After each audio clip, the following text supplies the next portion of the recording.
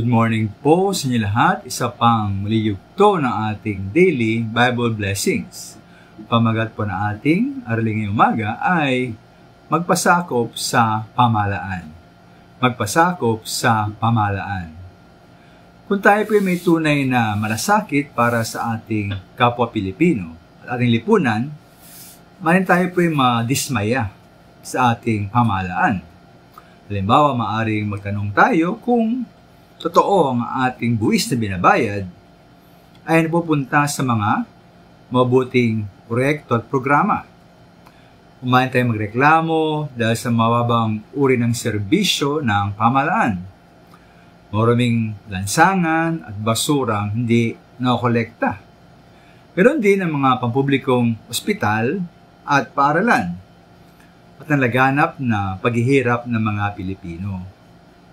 Ngunit po sa kabila nito, dapat pa rin nating suportahan ang ating pamahalaan.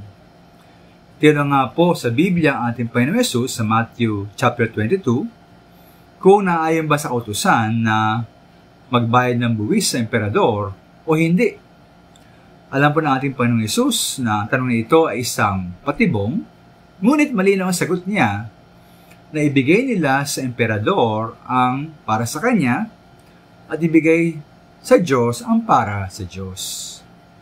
Kaya una po ating kilalanin ang pangkalahatang kapangyarihan at pamamahala ng Diyos sa lahat ng bagay. Kasama nga ang mga institusyon, mga pamahalaan, at mga tao sa lahat ng lugar. Kaya sabi nga po ni Pedro at ibang mga apostol sa Gawa 5:29, na sa Diyos sila dapat sumunod at hindi sa tao. Ngunit po ikalawa, ating kilalanin natin ang kapangyarihan at pamahala ng mga taong namumuno sa lipunan. Ay nga po sa unang Pedro 2:13, alang-alang sa Panginoon, pasakop tayo sa lahat ng may kapangyarihan sa bayan, sa emperador na siyang pinakamataas na kapangyarihan at sa mga gobernador.